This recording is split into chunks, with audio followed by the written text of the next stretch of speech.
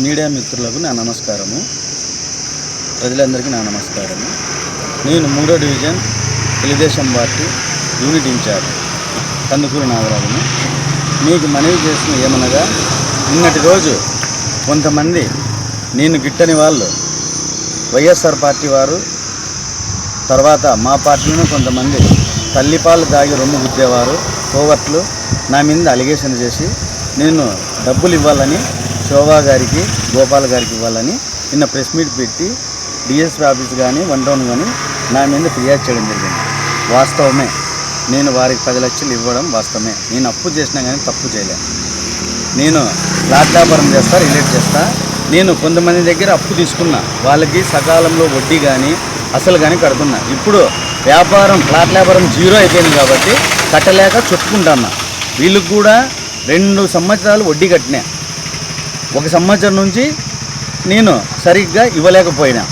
వాళ్ళు నాకు తల్లి తండ్రితో సమానం. వాళ్ళకి నేను ఎంత చూసుకున్నానో వాళ్ళకే, వాళ్ళ ఆత్మకు తెలుసు, నాకు తెలుసు. కానీ వీళ్ళ అమాయకులను పట్టుకొని మా పార్టీ కోవర్ట్లు కానీ వైఎస్ఆర్ పార్టీ కానీ దీన్ని ఎంతో రాజకీయ లబ్ధి పొందాలని చూశారు.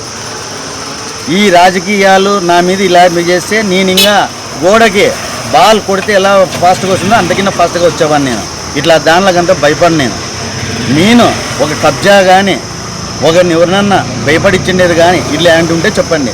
దీనిని మళ్ళా మా ఎమ్మెల్యే గారికి, ఎమ్మెల్యే అనుచరుడు తెలుగుదేశం పార్టీ కానీ మా ఎమ్మెల్యే ఇలాంటివి చేయమని చెప్పరు. మా ఆర్థిక ఇబ్బందుల వల్ల మా వ్యాపార రీత్యా మేము ఎవరితో ఇచ్చే వాళ్ళతో మా భూములు కానీ, మా ప్లాట్లు కానీ, మా ఇండ్లు కానీ వాళ్ళకి తనఖా పెట్టి తీసుకుంటా అంటాం. ఒక నమ్మకంగా ఉంటే ప్రామిసరీ నోట్ రాసిస్తాం. వీళ్ళకి కూడా నేను ప్రామిసరీ నోట్ రాసిచ్చిన. స్టార్టింగ్లో 2 రాసిచ్చిన, మళ్ళీ 2 రాసిన టైం అయిపోయిందంటే అలా. అంతేగాని వీళ్ళకి ఏదో నేను ఎగరగొట్టాలా ఇంకోటి అలాంటి నా ఉద్దేశంలో లేదు. నేను ఎగరగొట్టను కూడా. నేను ఇంకా కొంతమందికి ఇవ్వాల, ఇంకా 2, 3, 4 ఇవ్వాల. వాళ్ళకి కూడా నేను సకాలంలోనే ఇవ్వాలనుకున్నాను. కానీ ఇప్పుడు ప్లాట్లు నాకు కూడా ఉదయంపేటలో, పామరాయిలో, కెనాల్ దగ్గర ప్లాట్లు ఉన్నాయి. అవి ఇప్పుడు రియల్ ఎస్టేట్ పడిపోయింది కావున ఇవ్వలేకపోతున్నా. టైం వచ్చినప్పుడు అందరికీ ఇస్తాను, అందరికీ ఇచ్చేస్తాను. అంతేగాని నేను ఎగరగొట్టాలా ఇంకోటి కొట్టాలని ఇది లేదు.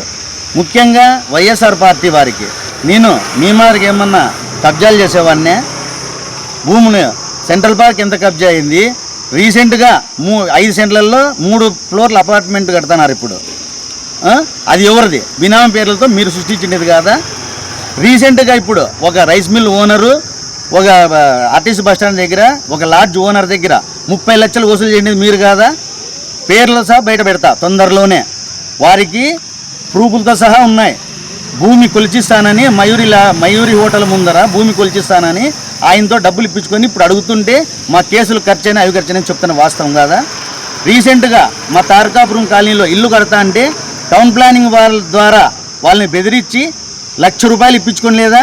ఇంకా మీ గవర్నమెంట్ పోయినా మీ దందాలు ఇంటి దగ్గర పోయి ఇల్లు కడతా అంటే 10 లక్షలు, 5 లక్షలు, 1,00,000 ఇట్లా ముష్టి ఎత్తుకుంటున్నారు. మీకు సిగ్గుగా అనిపించలేదా? మళ్ళీ ఎదుటి వారి మీద నిందలేస్తారా? దానికి మా ఎమ్మెల్యే ఇలాంటివి సహించాడు.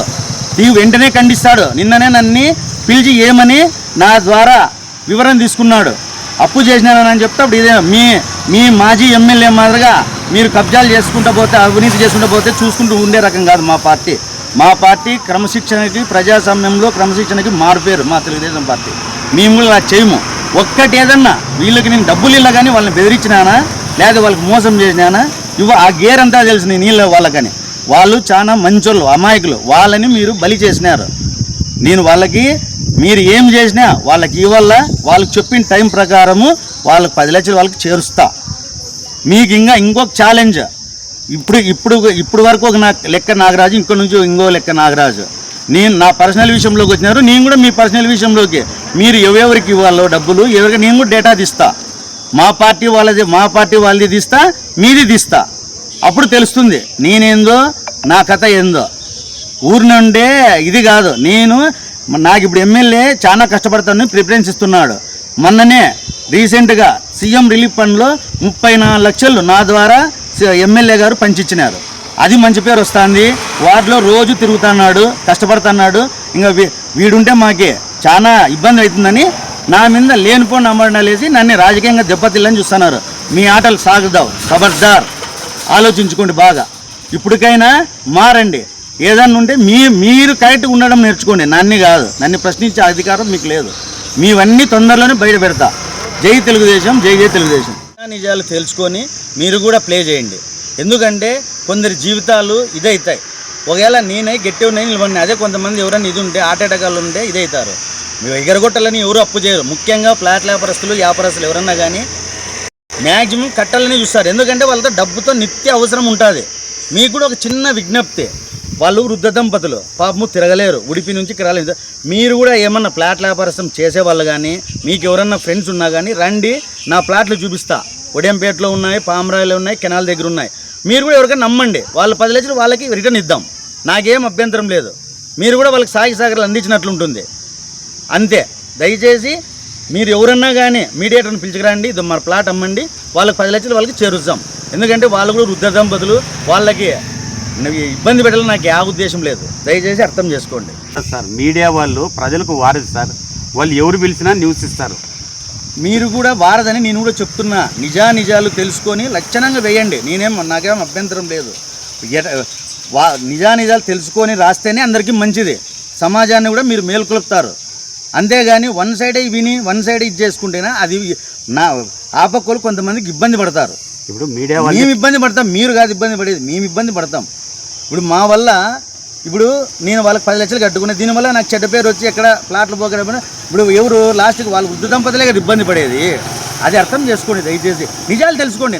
నాతో కూడా వివరం తీసుకొని ప్లే చేయాల్సింది. నేనేం వద్దానులే మీకు. మీడియా వాళ్ళు ఎవరు పిలిచినా వస్తాం సార్, ఎవరు బాధల్లో ఉంటే వాళ్ళు వస్తామండి. అలా అనికసి మీడియా వాళ్ళని నిందించడం ఎంతవరకు? మేము మిమ్మల్ని నిందించడం లేదు సార్, మేము ఒకటే చెప్తున్నాం. 2 సైడ్స్ బోత్ సైడ్స్ మాటలు విని ప్లే చేయండి. మేము వద్దనులే, నిజాలు ఇద్దరితో కనుక్కొని ప్లే చేయండి దయచేసి.